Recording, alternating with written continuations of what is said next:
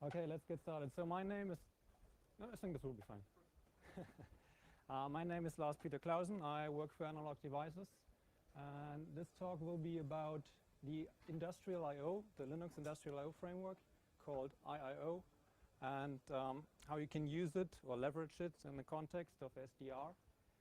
And let me quickly start with what is actually IIO.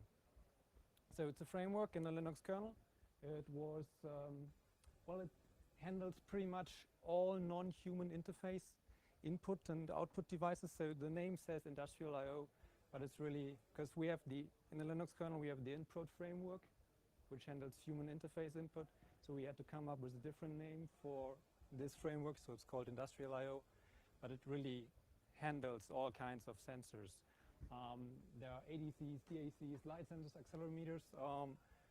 Recently, we merged some sensors, which I know you call like lifestyle sensors, which like you have in mobile phones, which count how many steps you take or how many calories you burn. So it's a very diverse set of sensors that are supported by this framework. It has been in the upstream Linux kernel since version 2.6.32, since 2009. And it was originally developed by a guy called Jonathan Cameron. He developed this as part at the university as part of a research project. So he had lots of sensors, and he needed a common framework to represent these sensors. So he came up with this framework, and at some point was merged in the upstream kernel. Initially in the staging area of the kernel, so that's where all the kind of work in progress stuff goes. But we moved out of staging and released 3.5. 2 years ago, almost 3 years ago now. And as of today, there are drivers for there are 200 different drivers, but each driver typically supports more than one device. So we have like, I don't know, 500, 600 devices that are supported. And the next question is, of course, what else? What does this have to do with SDR? Or why should we use this for SDR?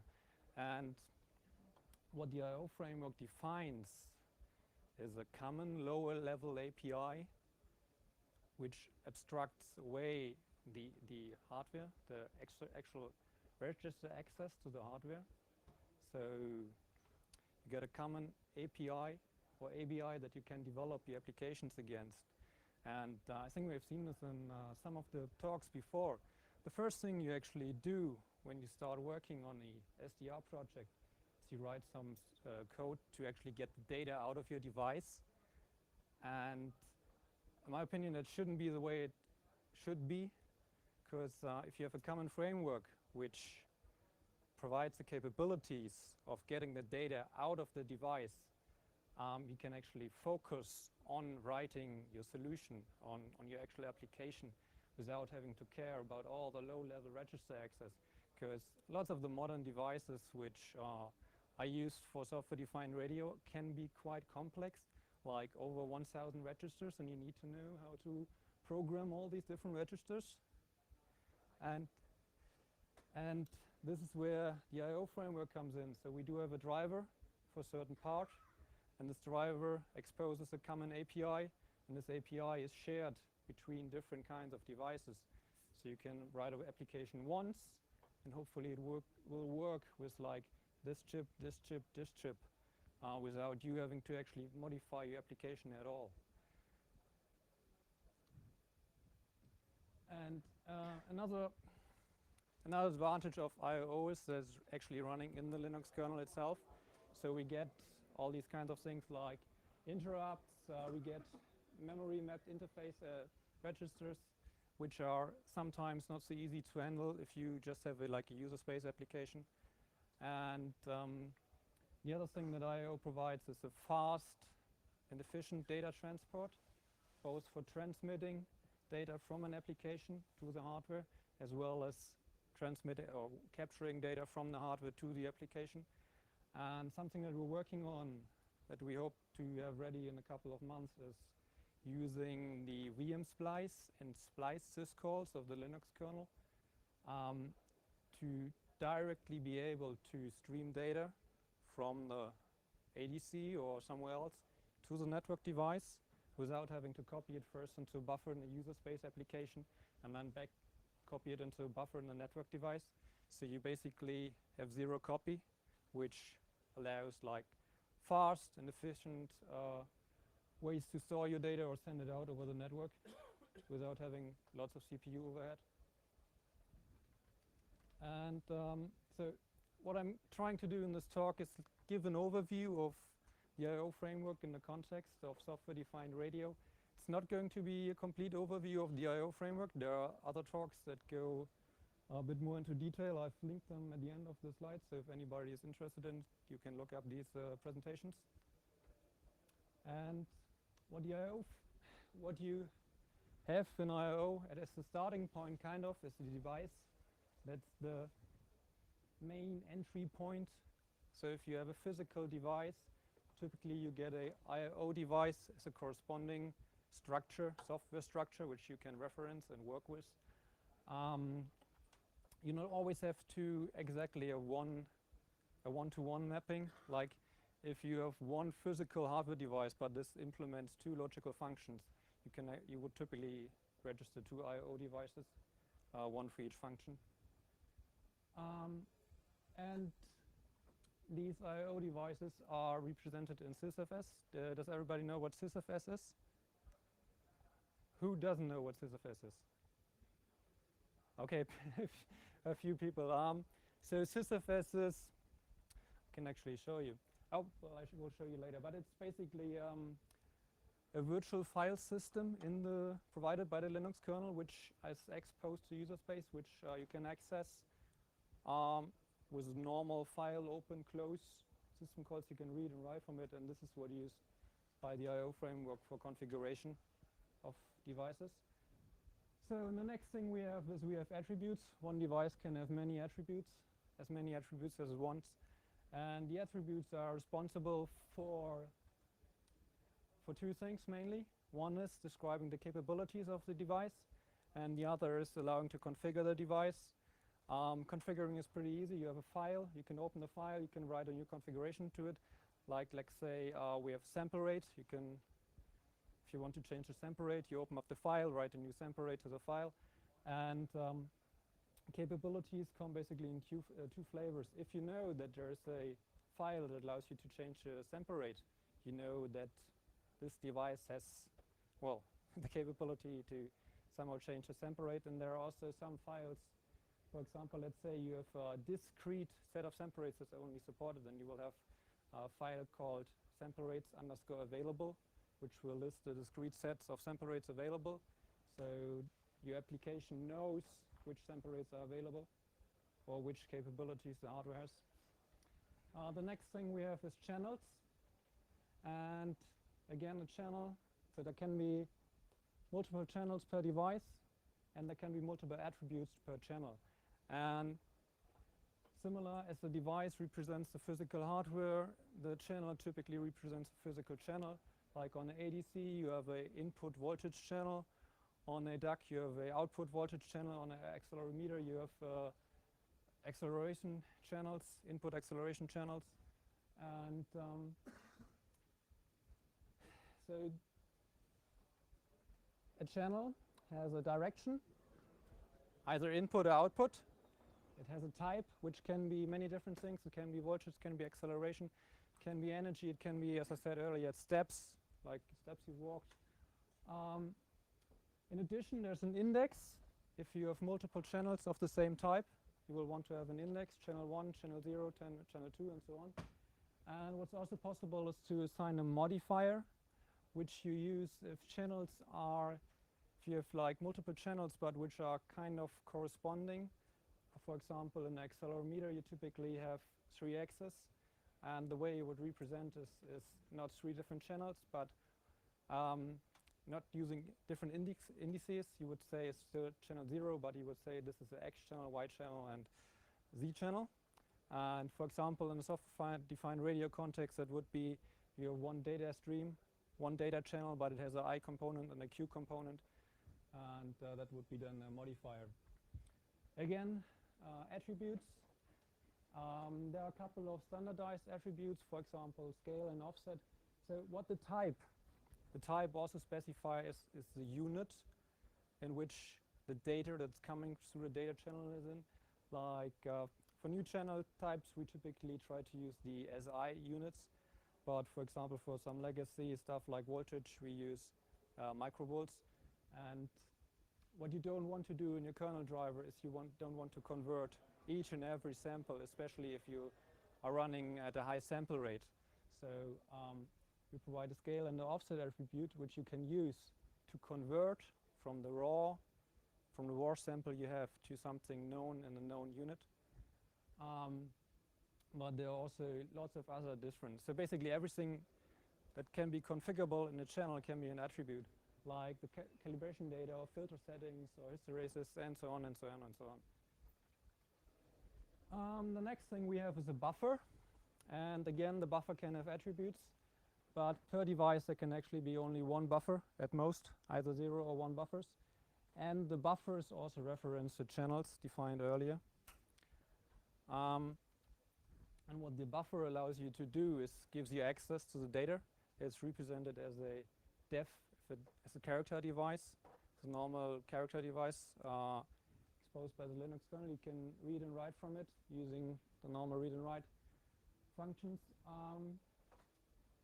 For buffers, if you are running a device in buffered mode, the channel will describe what kind of data or the data format that the channel is in, like 16 bits, unsigned, little endian, big endian. So your application actually knows what the payload data is and can interpret it accordingly, and you don't need to hard code this into your application. Again, the buffer is configured using DisFS files. Typically, you will have like a length of the buffer or the size of the buffer and whether the buffer is enabled or not. But in theory, it's possible to have all kinds of different attributes for buffers. The IO framework supports different buffer implementations. So the easiest is, of course, you have a device-specific buffer, but we rarely need this.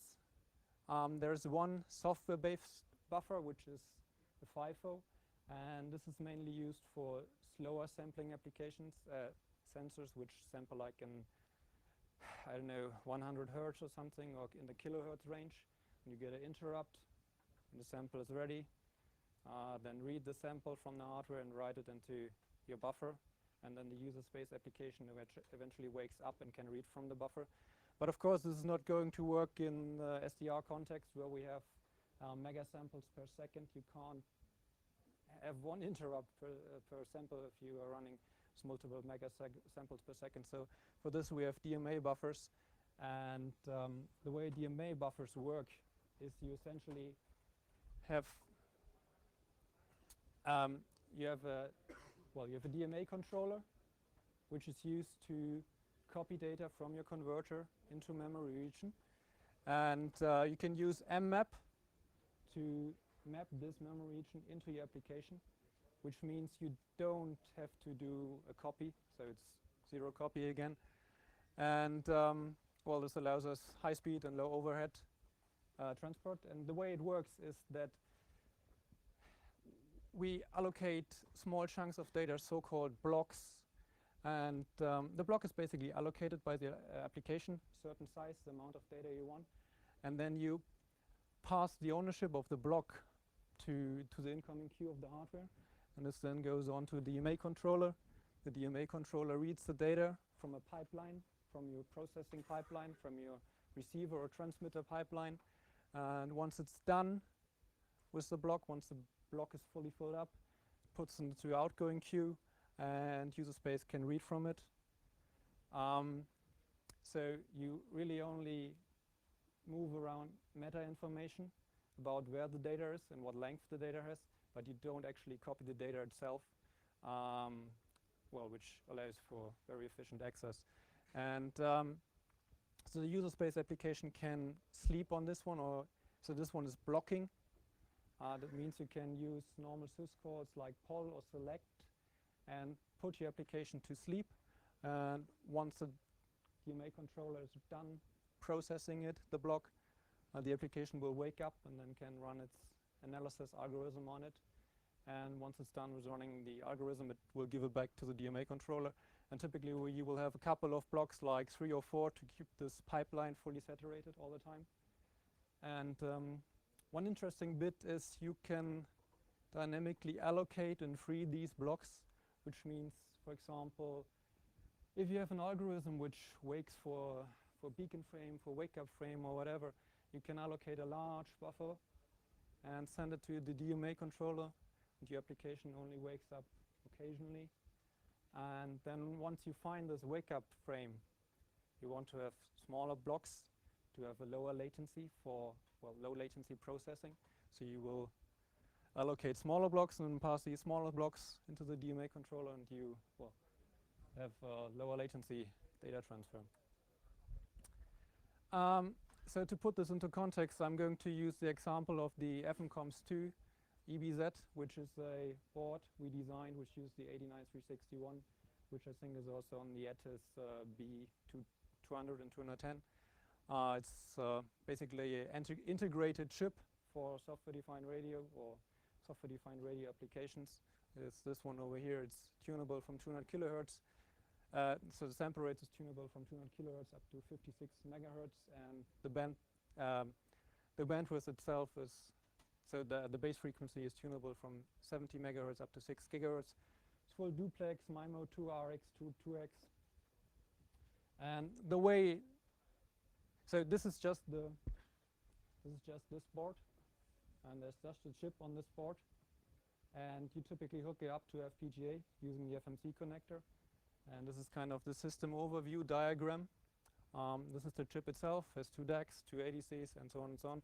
Then we stream the data over into the FPGA, and we have a small processing pipeline by default, which just does some well, correction and calibration data, and then sends it to a DMA controller, one for transmit and one for receive. That's what we've seen earlier.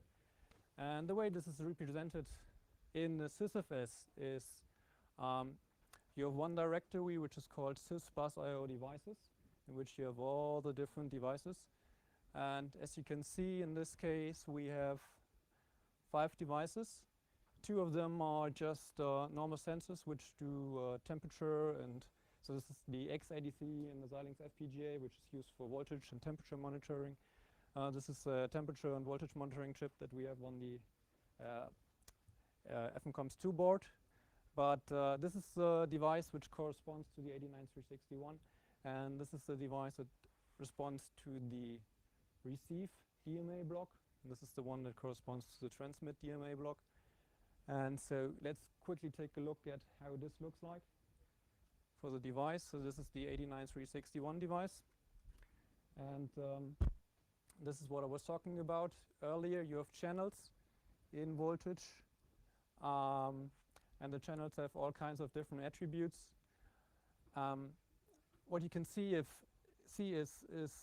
if a certain kind of attribute is shared between all instances of the channels, you don't have this index.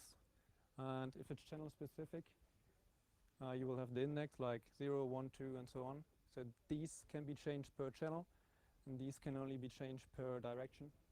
So you're using the same RF bandwidth for all channels, but you can change the gain individually on the channel. Output is similar. So these are not all the attributes. It's just an overview because there are way too many.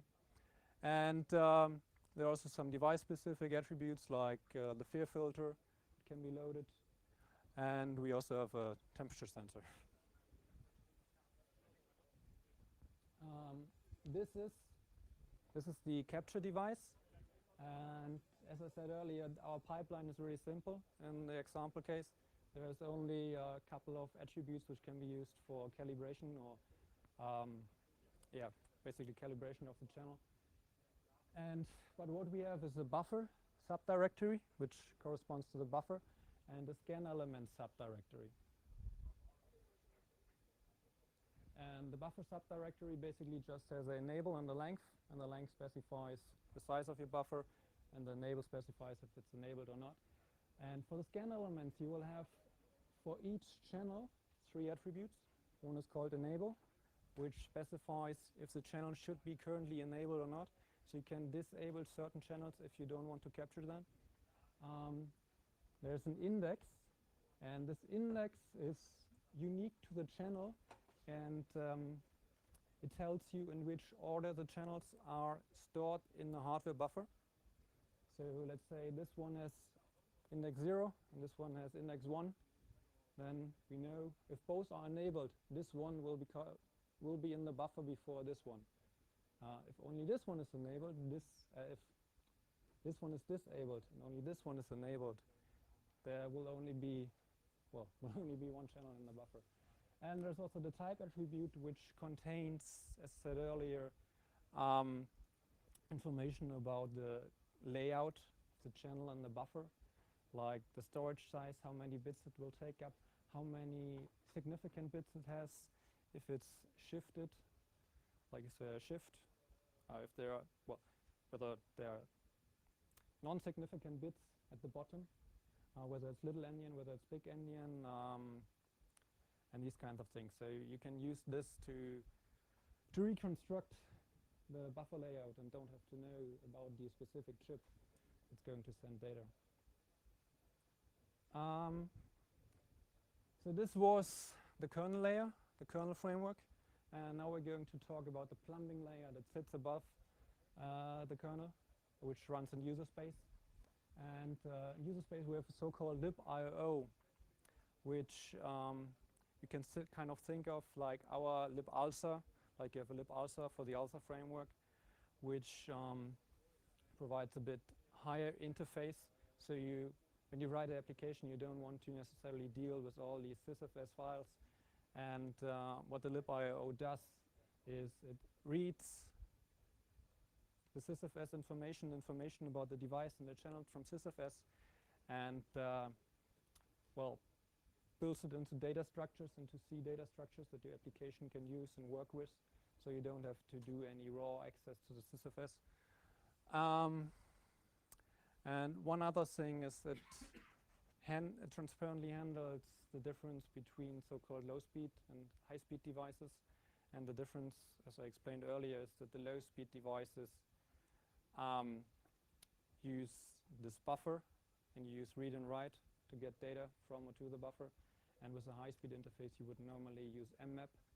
And libIO will automatically use mmap if it's available, and otherwise fall back to the slow-speed interface. Another thing that libIO provides is it has internally an abstraction layer itself, which allows it to have multiple backends. And one backend is the local backend, which will directly talk to the sysfs files.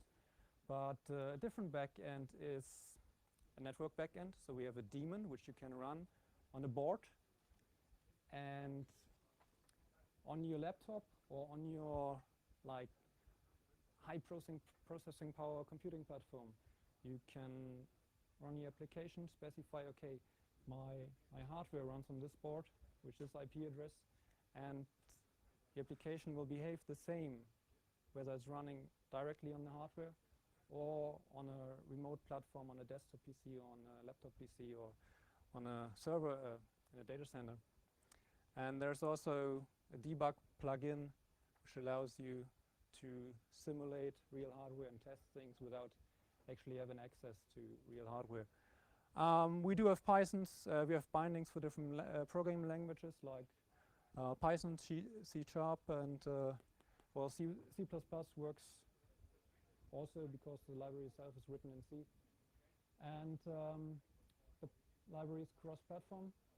Of course, the local backend only works on Linux, but for example, the network backend works on Windows and Linux, and also on other POSIX-compliant operating systems. So the network backend is hopefully written POSIX-compliant. So it should work on the BSDs or on Apple OS. It's called macOS. So as I said earlier, we have a network backend, and we have IOD, which is a daemon which runs on the board where you have your physical hardware, and it's the server for the network backend. So you connect to the IOD the network backend. And one thing the IOD also allows is multiplexing different applications. So you have two applications accessing the same hardware. The IOD will take care of making sure that the superset of enabled channels from all applications is enabled in hardware. So you can actually get all the hardware that all the channels that all the data that you want, without having to make without the applications conflicting with each other. So if you run two applications both on the local backend, one will turn the channel on and the next one will turn the channel off, and strange things will happen. And if you use the IOD, you don't have this problem. And of course also there's the advantage that you don't need low-level system privileges to access the device anymore. And this is basically just a diagram of how it works. So we have the I/O devices here in the kernel, and the libIO with its local backend and the network backend. And the IOD uses the libIO itself, using a local backend to access the hardware. And then on a remote machine, you can also use the libIO, but the network backend talks to the IOD server. The IOD server talks to the local backend, which talks to the hardware. And similar, so this application running here and this application running here can actually be the same application. And the only thing you need to specify when you run the application, okay, well, use the IO local backend or the remote backend. And I'm kind of running out of time, so I'm going to skip this. And we also have a GNU Radio plugin, which is kind of interesting from a software-defined radio perspective. We have two basic blocks or classes. One is the IO thing, the other one is the IO source, which each subclass, the basic source or basic thing. So they allow you to stream data from an IO device into GNU Radio or transmit data to IO device from GNU Radio. And it's also possible to subclass these devices. And we have two examples of this specifically for this board, which allow you to expose some extra parameters. And there should have been a live demo, but we're pretty much out of time. So only going to explain what I was going to do is we have our high-tech FM radio antenna. We have the 89361. We have the FPGA on a Z board connected to my laptop via Ethernet, and on my laptop is running GNU Radio. And as you can see, no, you can't see. Let me just quickly pull this over. We have a really simple pipeline implemented here, which uses the FMCOMS2 source and sends it into a FM radio receiver and then an audio sync. And if we run this, anybody knows a good FM radio station? 532.375 megahertz. 103. Which one? 103.7. Should be it. No, 1.